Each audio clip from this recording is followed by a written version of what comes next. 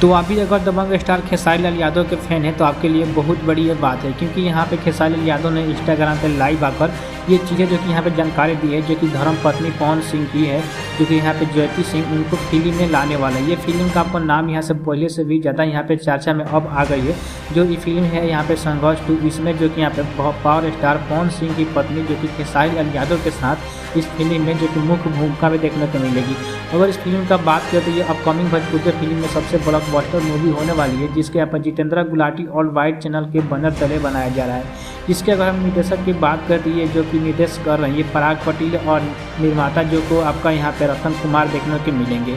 इस मूवी में जो कि लीड रोल यहाँ पे खेसारी लाल यादव, आपको ज्योति सिंह और यहाँ पे मेगा श्री है। जो कि और दूसरे प्रमुख कलाकारों की बात करें तो इनमें से प्रमुख जो कलाकार होने वाले हैं माही श्रीवास्तव, विनीत विशाल, विनोद मिश्रा, नीलम वरीड, समर्थन चतुर्वेदी और अन्य आपको देखने को मिल जाएंगे।